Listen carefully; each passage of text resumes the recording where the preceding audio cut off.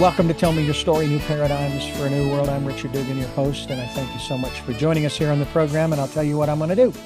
Because I want to jump right into our conversation with our guest, I'm going to forego the preliminaries at this moment. And we're going to jump right into our very special guest who is joining us as usual, via Zoom. Her name is Cortney McDermott.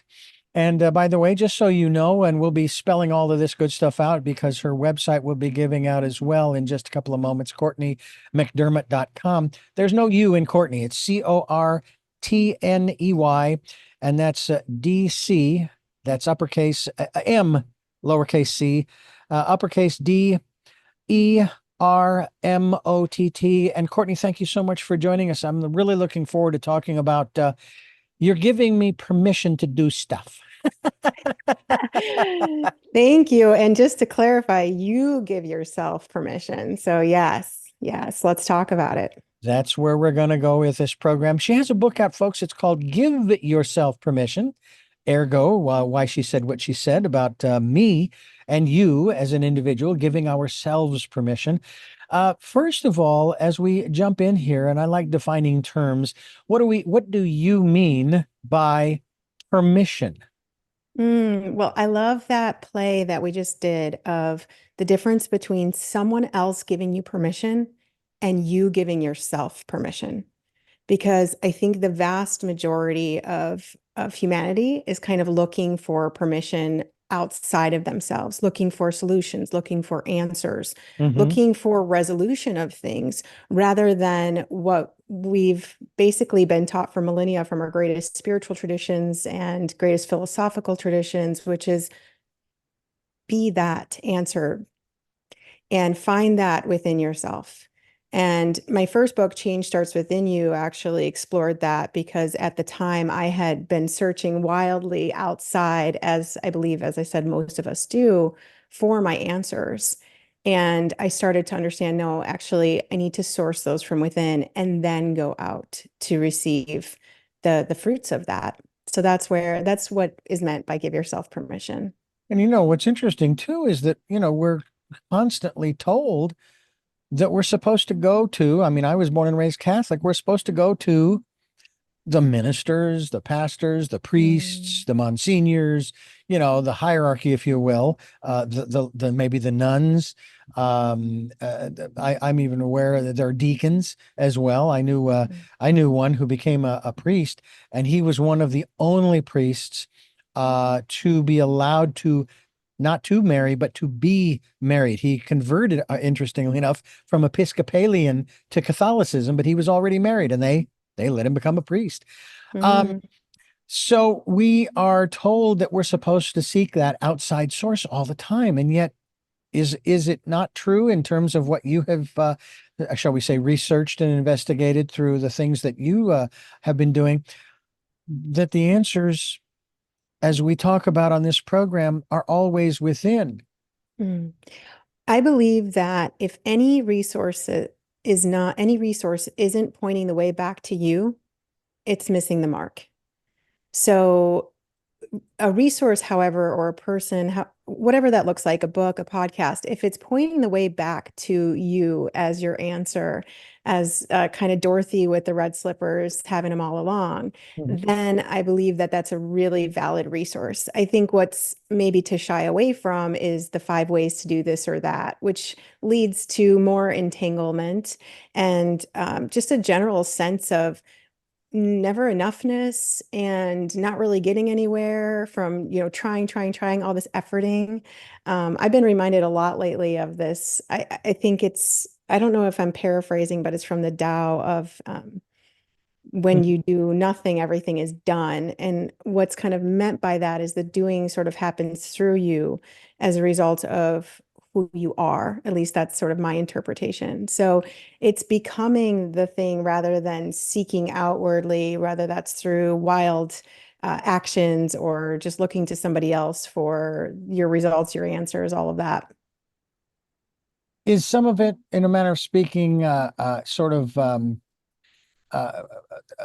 aspect of maybe again, this is something else that we've been taught, seeking approval It's not Mhm. only seeking guidance. Hey, I don't know which way to go. Can you tell me which way to go? But Mm. it's more, I kind of know which way to go, but I need some confirmation. I need some support in that regard. Wow, Richard, I love that you're bringing this up because I addressed this a little bit in the second book, which is just this primordial need that we have for acceptance, right? And that stems from, if you weren't accepted, you were ostracized. If you were ostracized, you were dead. Hmm. So being excluded from a community, in a lot of ways, we interpret as a death. So what we're constantly looking to kind of protect ourselves from that kind of exclusion. And so we seek these ways to sort of quote unquote fit in. But what that does is it sort of adds layers. It's almost like if you could imagine adding layers of fat, like, and I don't mean this like to your physical body, but to anything, it's like all Mhm. these layers that you sort of have to then that you then have to dissolve in order to get to a place where you can say, wait, it's actually okay. And indeed, it's what I'm here to do, which is to, as the cliche goes, like be yourself. Only that cliche is kind of, again, it's surrounded by layers of fat because we build up all of these structures, both societally and individually, so that we can mitigate the risk of not being accepted. But here's the thing.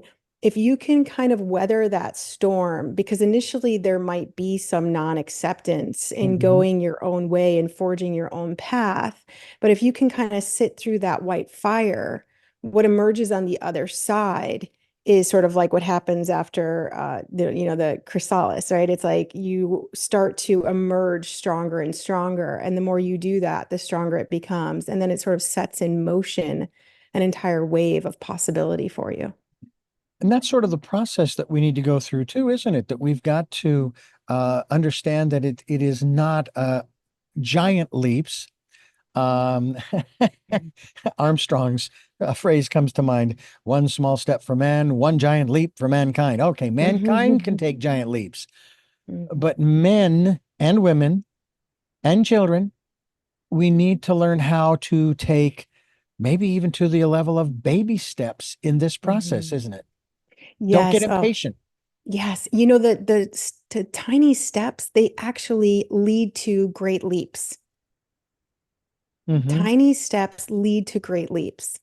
And people often disregard this truth, even though it's pretty much everywhere. I mean, Einstein called compound interest, he called it the eighth wonder of the universe. And compound interest, for anyone listening who's maybe less familiar with it, in financial terms, it's like, say I give you a penny today, right? And I compound the value of that every day for a month. So day two, you have two, day three, you have four, 8, 16, etc., right? I'm Hmm. compounding the value every day of a month. You choose that, or you choose $2.5 million right now. A lot of people, when Mm. they're confronted with this, they say the 2.5, but unless you're in a day, in a month that's, got less than 29 days, you've made a bad bet. Yeah. Or unless you're Sir, John Templeton, or you're just one of the greatest investors ever, you've made a bad bet, right? Because if you hit that 29-day mark, you've gone over 2.5. If you hit 30, you've gone over 5. And if you hit 31, you've gone over 10 million. So when Einstein called this the eighth wonder of the universe, I don't believe he was talking about that, obviously, in financial terms. But what he was talking about was a great secret that we all inherently know that if we take those baby steps, they do lead to leaps. And you have to understand, what are those baby steps for you, not for someone else, for you. And practicing those consistently, knowing like, yes, I know that right now this looks like pennies, this looks like nothing, but pennies lead to fortune.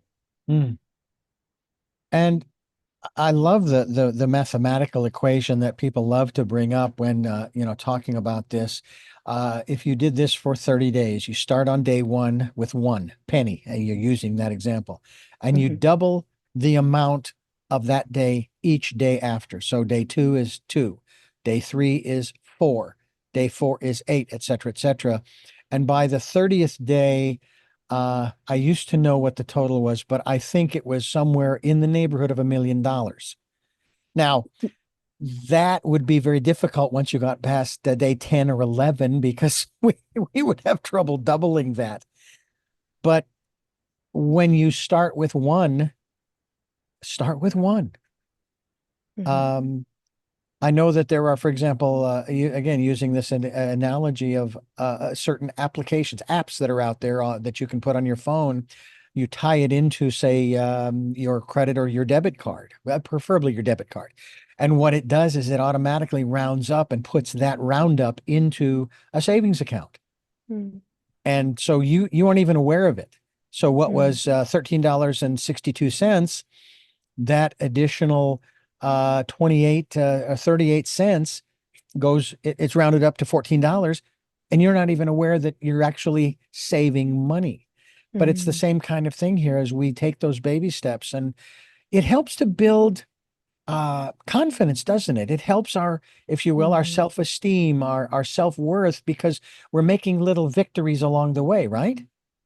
Yes, and confidence is such a convoluted. I think it's taken on a meaning that it doesn't really have. So most people when they think of being confident, they think of being maybe outspoken or someone who can kind of come in and do I don't know, whatever that looks like in terms of being really sort of someone who takes center stage maybe or something like that. But confidence comes from the word confidere, which means with trust or with reliance.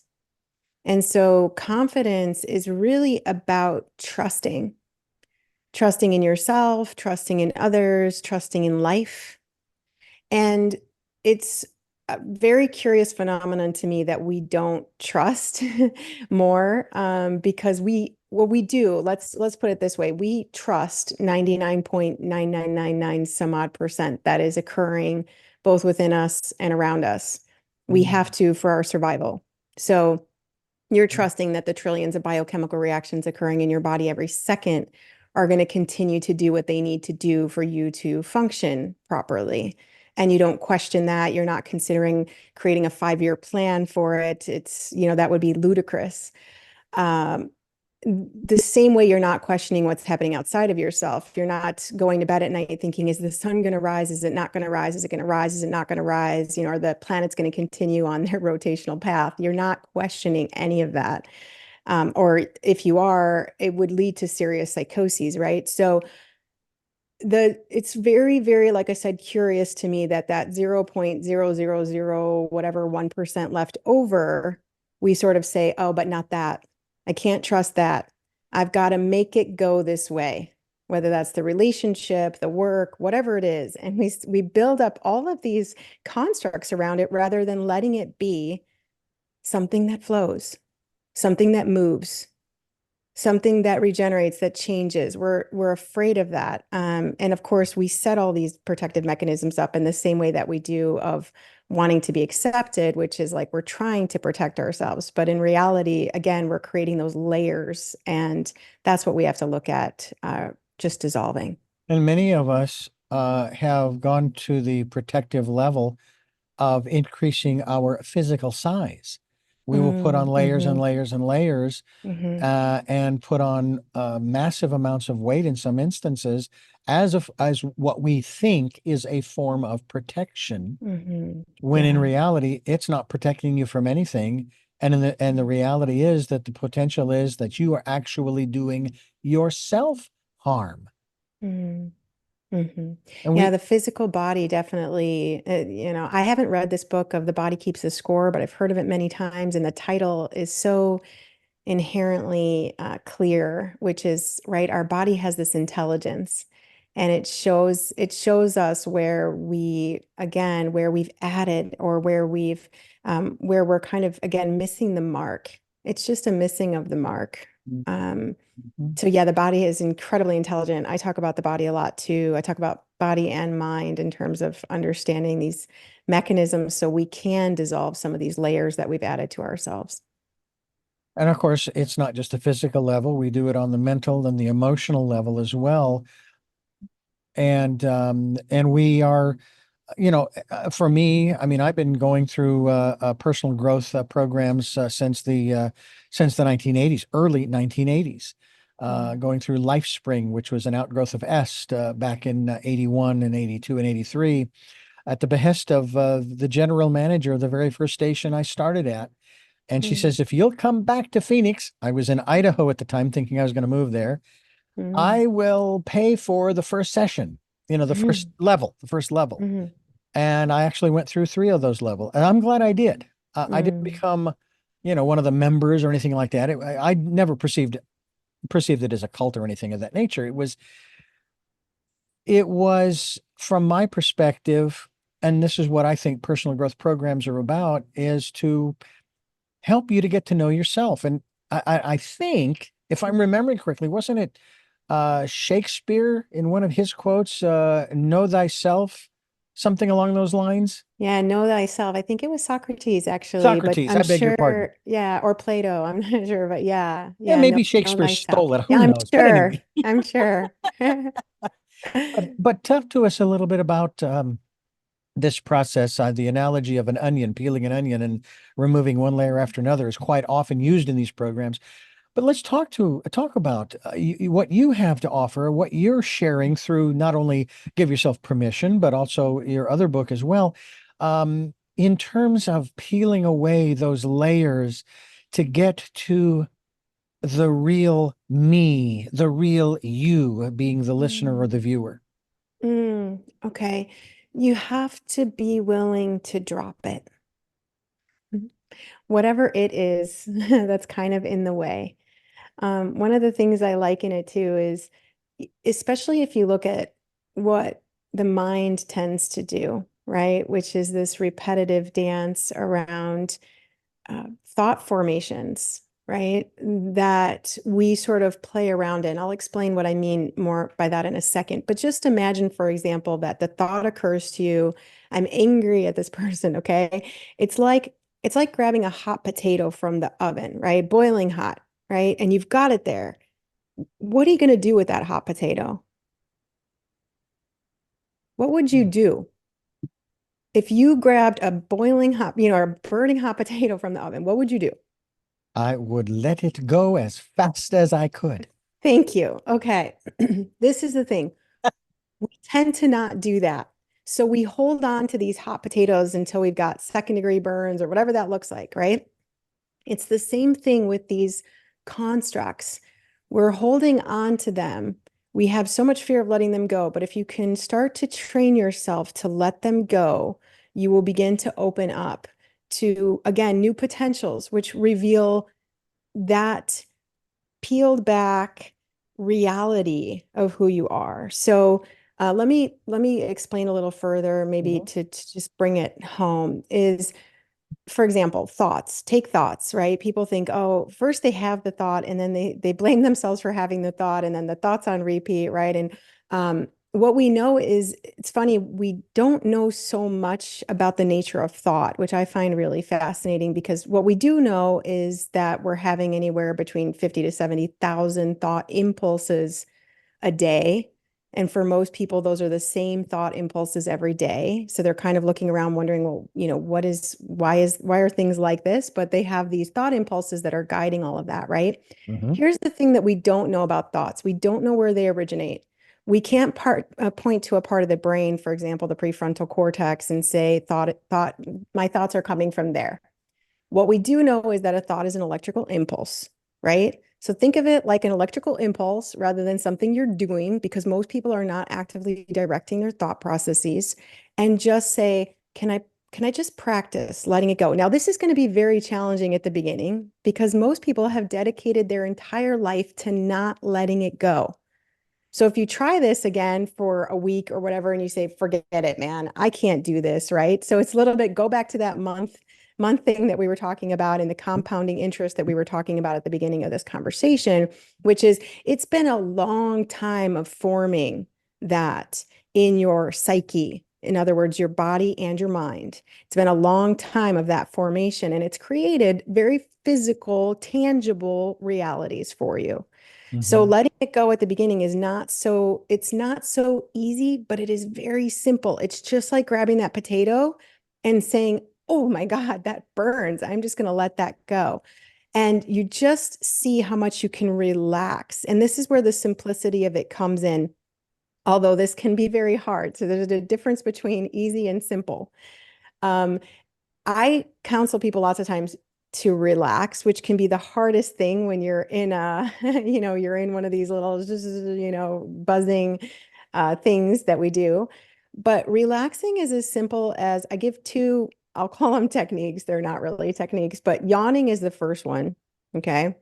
And yawning is actually considered one of the best kept secrets of neuroscience because yawning relaxes us and it energizes us at the same time.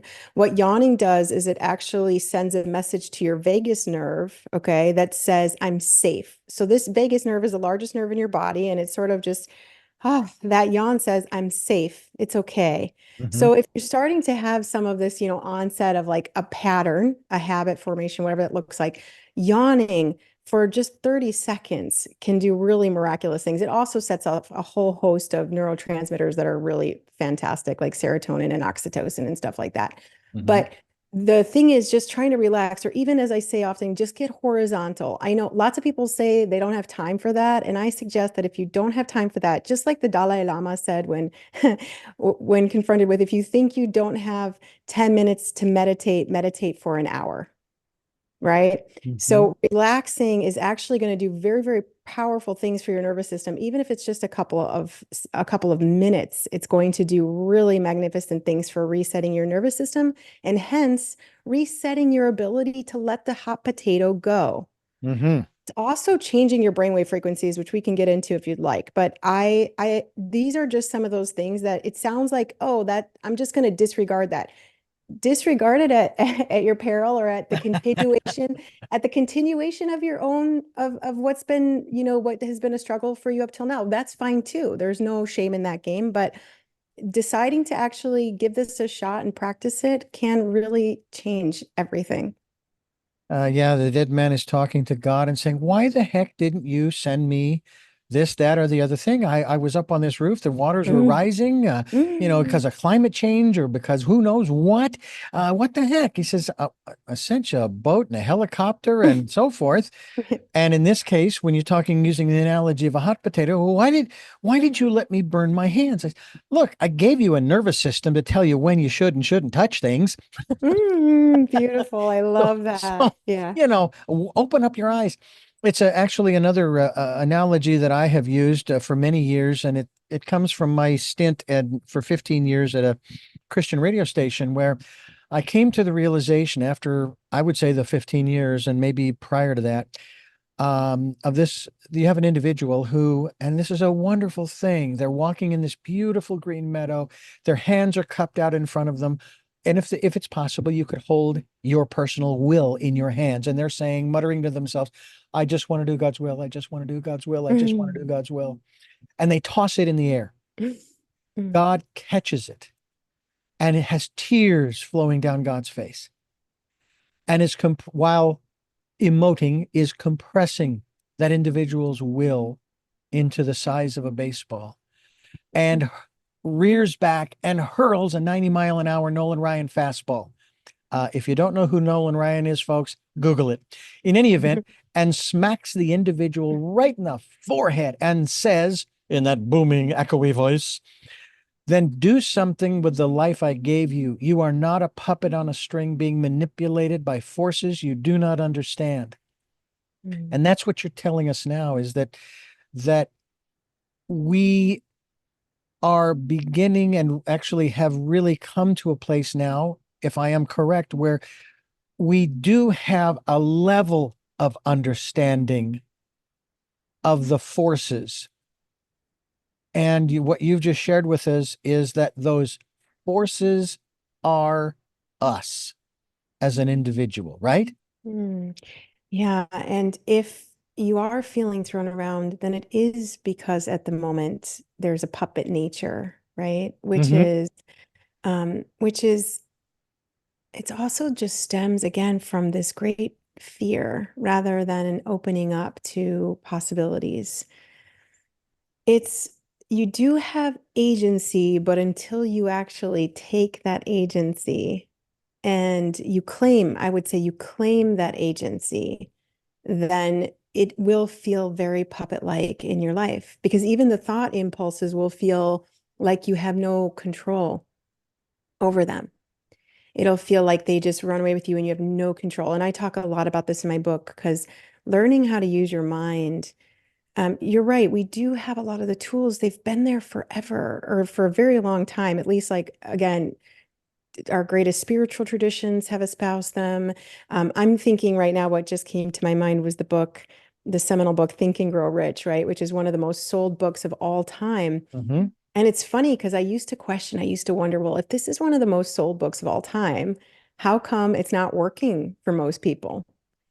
And what I realized was there are two words inherent in that title. And if you don't understand those two words, you can't lay claim to what Napoleon Hill is talking about. And those Mm-hmm. two words are learn to. Learn to think and grow rich. And we are not taught enough about the nature of the mind. And even earlier, when I was talking about thought or brainwave frequencies, we are not taught how to move into different brainwave frequencies. For most of us, that happens by accident. So, of the studies, of the main ones that science has studied, although I'm sure we're missing some, but there are a lot. I tend to talk primarily about four in my work. The other ones are fascinating that I have studied as well, but just those four main brainwave frequencies that most people are coming in and out of every single day, right? So there's beta, alpha, theta, and delta. And most people are coming in and out of theta and delta only when they're waking up and when they're falling asleep. And very little work. I dedicate a lot of my work to this, and in a very simple way, I explain how to do this in my book, how to move into these other brainwave frequencies, because we're not taught. We are going around with the most magnificent operating systems ever created, and we are not taught how to operate them. And so, again, like I said, we're going in and out of these as we're falling, we're going in and out of sleep, right? And these are your most programmable states. These are your states that you can actually really do some remodeling in. And most people are using that very precious real estate, that time that we have pre-sleeping and pre-waking, to maybe, I don't know, check their phones or do something that is keeping them sort of trapped in a lot of just the persona that they have created. Mm-hmm. And I highly urge people to learn more about these things, like frequencies, vibrations, all that. Like, they're scientific. This isn't woo-woo. This is this is No. science here. And it's just learn more about it so that you can have that agency that you're talking about. Using the analogy that you just did, Gates and Jobs have nothing on the operating system that we are running. Number one, it never has to be upgraded. It was perfect when it was created. Mhm. All we do is have you ever worked with Photoshop? Yes, a long time ago. Yeah. It's deep. Okay. Now, Mm, my book has just been published, and congratulations. I created my own cover Mm, in Photoshop. nice. And I know for a fact that I have only scratched the surface of the tools that are in there. And Mhm, that is kind of the way it is with our personal human operating system, isn't it? That mhm, we've barely scratched the surface. I've heard it said, and I've also heard this now sort of been poo-pooed, mhm, that we only use 10% of our brain. There are others who say, no, that is not true. It isn't that we only use 10% of our brain. It's that we haven't figured out all of the different applications, if you will, mm, that are available to us. But slowly but surely, every once in a while, we'll get a glimpse. We'll do mhm, something. We'll say something. We'll have an experience, and all of a sudden, that application comes right up, so to mm, speak, in our face. Is mm, that and the peripherals, by the way, mm. they are already perfect. Would you say that would be accurate, that our operating system, it doesn't need to be upgraded? We just need to dive deeper into it. Yeah, I'm not sure. I do believe that I believe that we were born with magnificent operating systems. I believe that, again, a lot of things maybe have gotten in the way to disturb the efficacy or the purity of those systems. And what I mean by that is, like, I don't know, I just bought a new car. I just moved back to the States after 25 plus years living abroad. I just moved here from Italy and got a new car. And I've been thinking, gosh, I really should look through the manual on how this car, operates, because I don't understand so much of that. But I know that I keep kind of putting it off because I think, well, obviously I know enough to get to wherever I need to get and use this thing, right? Mhm. But what we don't know is also something that can sort of, again, build layers. And it's not that you have to keep seeking technical instructions, although we are talking about technical instructions here for the mind and the body a little bit. Mhm. But it's really kind of saying, okay, we don't know, we have no idea what percentage. I mean, the brain, for example, is this, we talk about even that in a very linear way. It's not linear, it's an ecosystem, it's a marvelous ecosystem. We don't really know as much about it as I wish we did. But here's the thing, you don't actually have to know so much about it to kind of like relax into it and just notice what's happening. So, for example, I don't need to know all the operating systems in my car to know, oh, wow, something strange is happening with this window. Let me check that out specifically, and let me kind of go in and see what I can do to get this back the way that it needs to be operating. Okay. Or if I say, wow, there's something off with the steering, let me check that. Let me go and look at that. That I think is more what we're talking about here, is to kind of get all systems back on when you can, but then it operates very much so, as you said, or as I think you were alluding to, on its own, when we're also just relaxing around the whole thing. Yeah.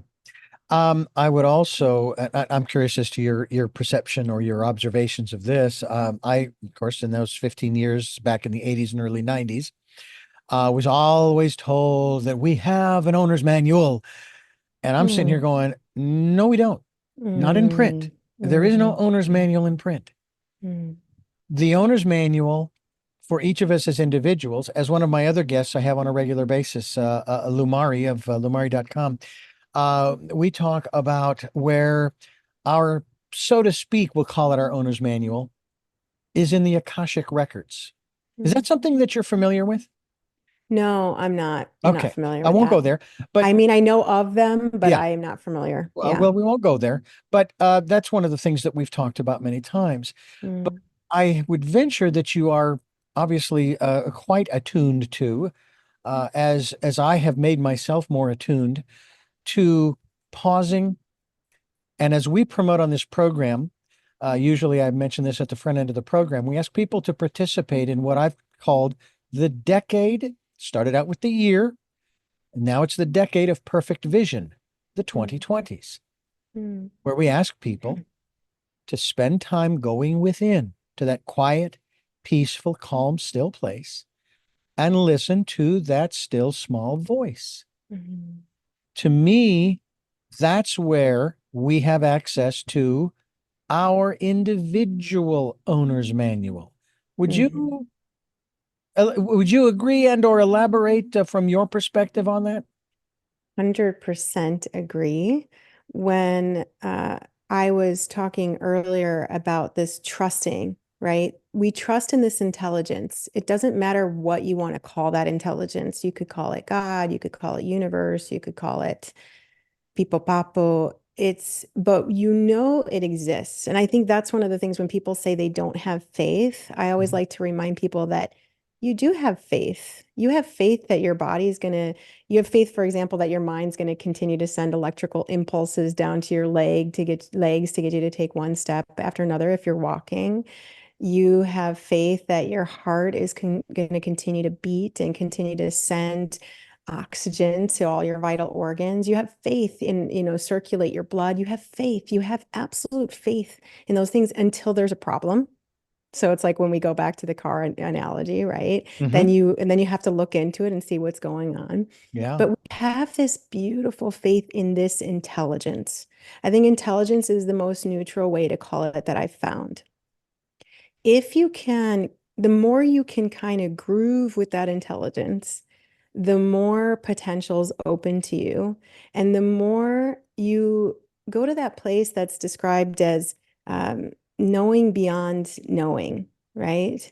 It's like you know beyond all knowing. You actually don't, not only do you not need the words anymore, Hmm. but the words almost serve the opposite function. So it's a little bit like I've heard it described as, you take a donkey to get, or I mean, this was old school, but you take a donkey to get to a destination. Hmm. But once you're at the destination, you leave the donkey to go in, right? To go into the home or whatever it is. It's the same way with these words and these concepts and these things that we're talking about is actually if you get quiet, like you're talking about, and you really learn that art of communing and grooving and dancing with that intelligence, you will find untold treasures that, as you, to your point, are specific and unique to you, but then transcend across all boundaries of individualism, which is anyway, if you look at it from a physics perspective, is not even real. So you start to feel that um, oneness, as it's been called. Again, these are all pointing at something, like the finger pointing at the moon, right? But you start to discover that. And that's what I totally agree. As far as I can tell up until now, I'm very much in agreement with that.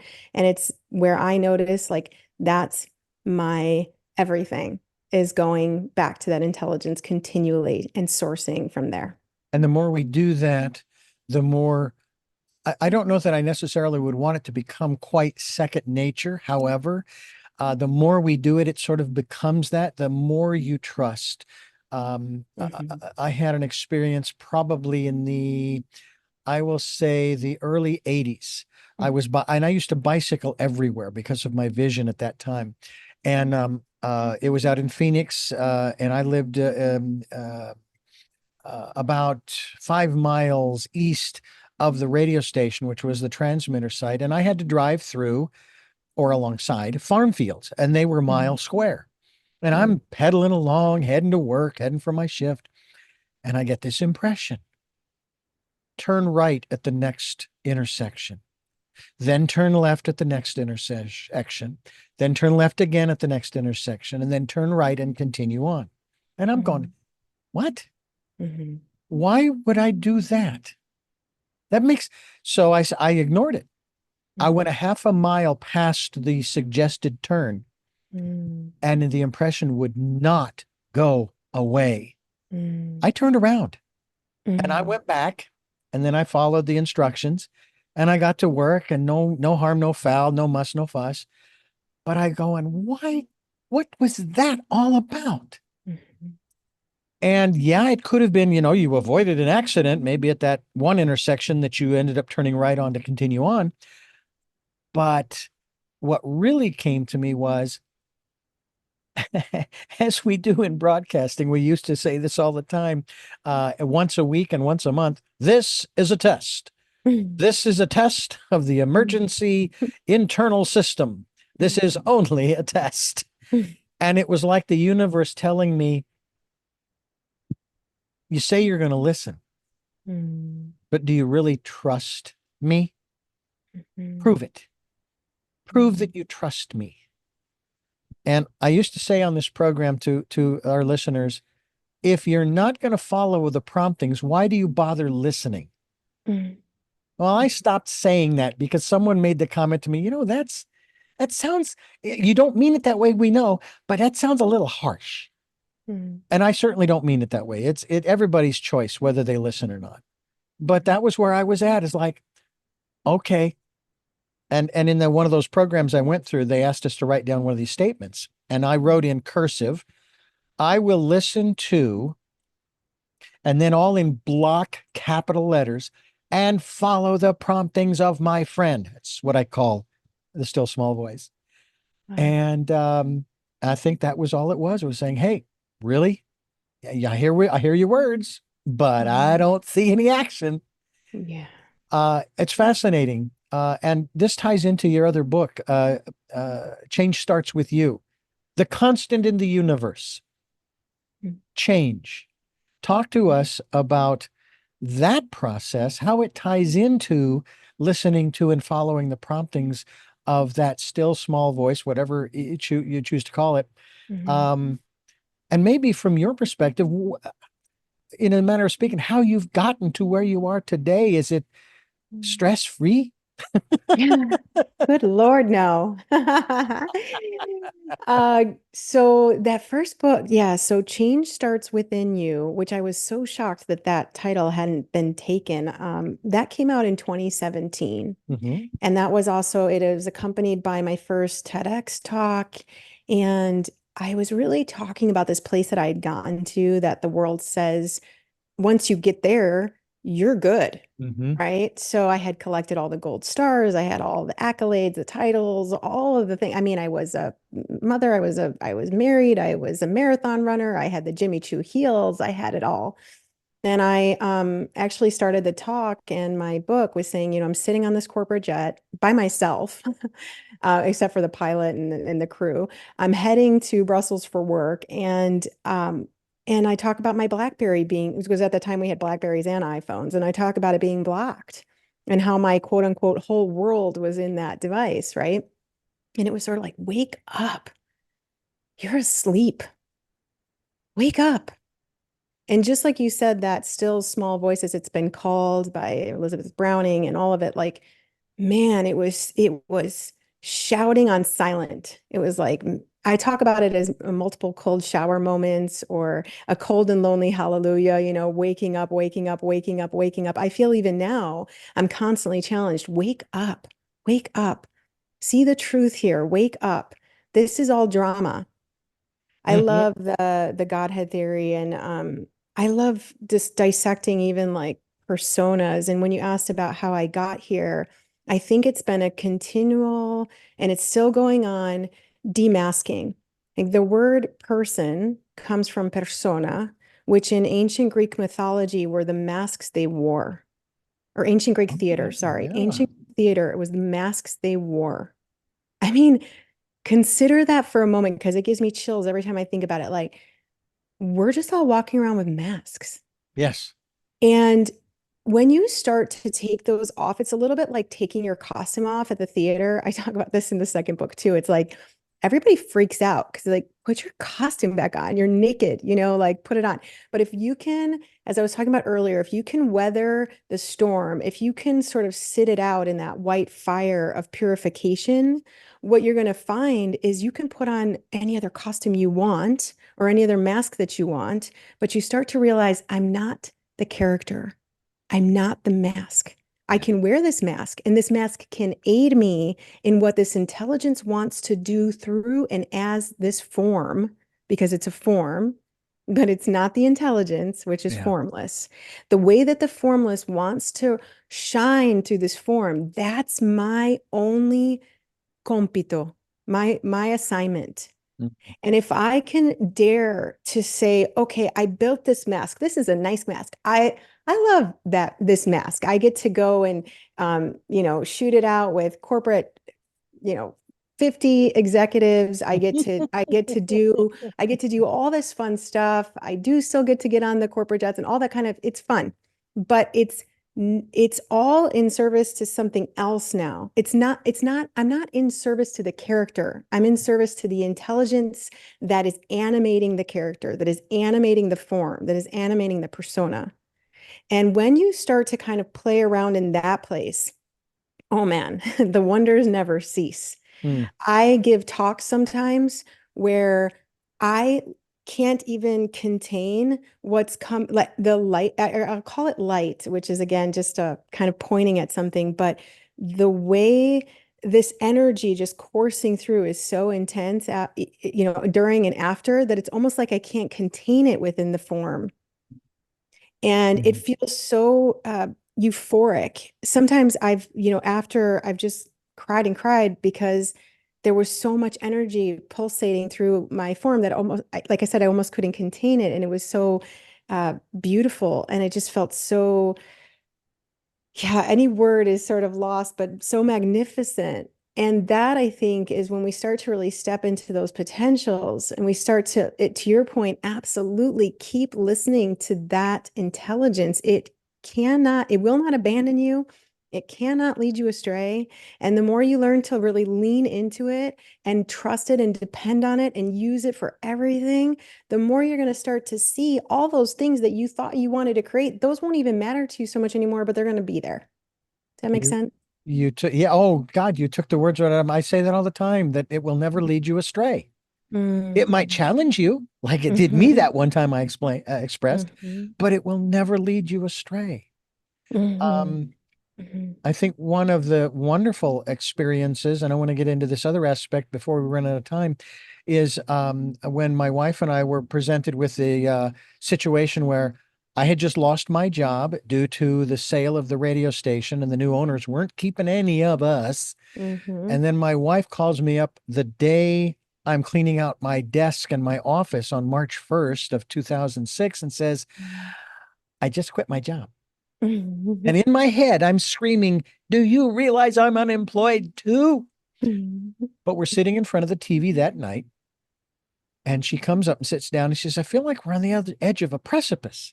Now, I like the word, but everything that I had ever read and the people I'd talked with and so forth had always said that when you come to the edge of a precipice or a cliff, you do two things. And I analyzed this a little bit once, overthought it, I guess, thinking, this is kind of reversed, but the more I think about it, no, this is the way you do it. You don't trust and then jump. You jump and then you trust. That's Mhm. the order. Yeah. And that's what we did. And that's how I find myself today here in Santa Barbara, here talking with you, Cortney McDermott.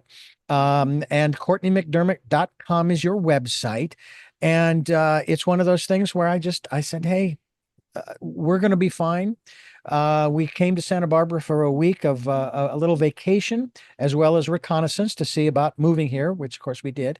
Went back in March. That I think it was mid-March after the week, and the house sold, and we were on the road 2:30 in the afternoon on May 8th.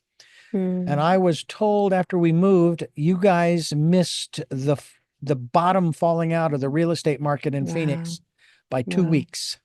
My goodness. 2 weeks. So, hey, and I have to tell you too that when my wife asked me that question and I pondered it and shared with her what I did, I had no fear. There was no fear. Mhm. Yes. I have one other example of that, of no fear, and that's a subject we may have to hold for another time, and I'd love to have you back again.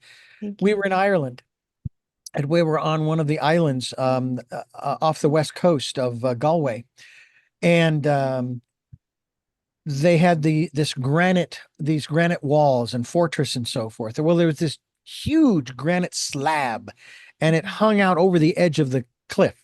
Mhm. And I'm going, I want to get some pictures of the surf hitting the shore, at the bottom of the cliff here. Mhm. So I get out there and I sit down on the slab, and my feet, if my shoes had come off, I wouldn't be wearing shoes. They'd be in the ocean. And I'm clicking away, no fear. Mhm. I crawl back off of the slab. Somehow I had lost my hat, fell out of my vest. I go back. Oh, there it is. The wind didn't blow it away. I got it, put it on. We go back to our cottage on the mainland. That night, I laid down to go to sleep, and the fear hit. Yeah. And I'm going, what the?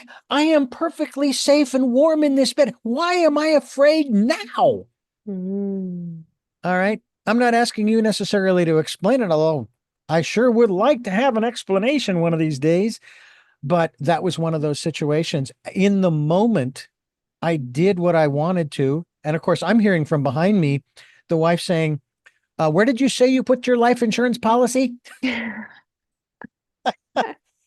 Uh, Fear and I write about that in my book as well, about fear. False expectations appearing real is one definition thereof.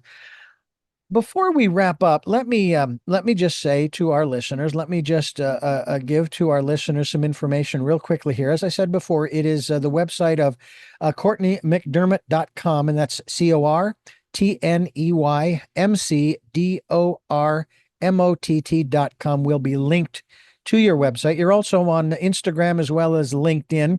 And we encourage folks to check out the work that you're doing, the books that you have written. You're a best-selling author, you're a TEDx speaker. I would be very interested in trying something like that one day. That would be kind of an interesting Mm, experience for me. mhm, A mind body expert with a master's of science from the London School of Economics, and also works in the fields of self-development and business strategies. Been featured in, oh my gosh, Inc. and Women's Health Success. That was another subject I wanted to talk to you about, is the difference between not only the difference between success and failure, but the elimination of those words altogether, because mhm, people love mhm, using the example of Edison mm, in the light mhm. bulb invention. Yeah. He never failed. And in a manner of speaking, if he never failed, he never succeeded. All he did was created the light bulb and how it Mhm, worked. The failures mhm. that people refer to are the 900 ways it didn't work. And then, of course, there's the success and the one that did work. But that's something we may will hold for another time. Thank you so much for being here on this program. I do want to have you back again to continue on some of those subjects as well as others. And I hope you will. And again, I really do appreciate the information that you've provided, the insights to our listeners in what we're doing here on Tell Me Your Story. Thank you so much for having me. I loved hearing your stories too. And just to reiterate for everyone, it's Courtney without a U, and the short URL is cortinc.com. So CORTINC. I'd love for you to stay connected with me, all of you. And I wish you all very beautiful, beautiful things. So, Well, I'm not going to let you go just yet because I have three final questions that oh, okay. I ask all of my guests. All right, at the end of the There we go. program. Hmm.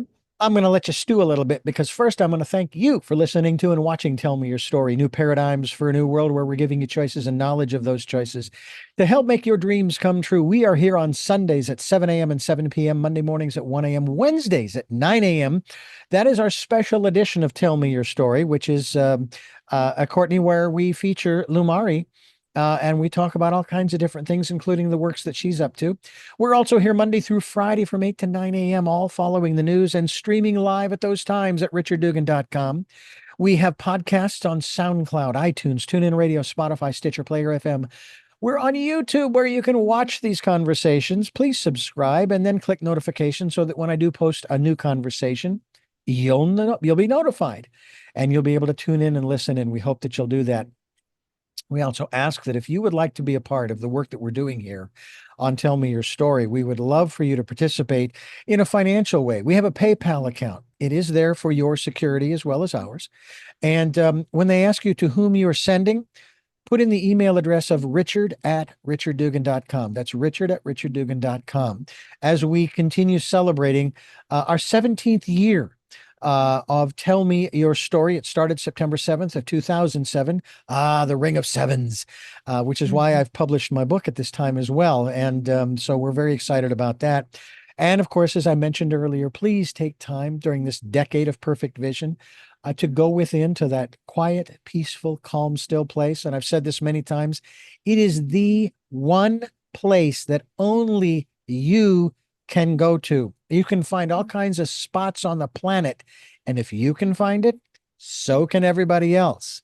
But not this place. When you go within and listen to that still small voice. With all that being said, we move to our final three questions. They are in order. First, who is Cortney McDermott? Courtney McDermott. Well, if wow. Again, I think going back to the conversation we had about the play on form, it's a form, just like you are, that the formless is using to express itself and shine. So, yeah. Hmm. What gets you up in the morning? Everything. I get excited. Sometimes I say I can't even fall asleep at night because I'm so excited about what I get to do the next day. And that could be something as simple as making my little Italian mocha, espresso machine. I get excited about really simple stuff. So it all gets me up. And luckily, that intelligence keeps getting me to rise every day. And there we go. Don't you just love that? It just gets you up and moving. And the final question, I always preface this by saying, I hope you get the movie reference, but you don't have to. What was your best day? Mm. The first thing that came to me was when my daughter was born. I remember just crying hysterically for hours, wondering how everyone could experience a miracle like this every second of every day and not just be in total bliss, ananda. Yeah. Well, Cortney, once again, I thank you for joining us here on the program. And as a reminder, ladies and gentlemen, yes, you can go to Cortney McDermott, but you can also go to Court Inc., CORTINC.com. And we'll be linked regardless to your website, whichever one we happen to use as the link, so that people can find out more about the work you're doing. Order a copy of your book, certainly through Amazon. And I thank you so much for being a part of what we're doing here. Thank you so much, Richard. Once again, I thank you for listening to and watching Tell Me Your Story. And until our next broadcast, podcast, videocast, love to love. Jeanette, I am still listening. Dad, continue to be happy because I am. Smokey, I'll see you on the other side. And to my dear friend Zorro, a hope, a hope.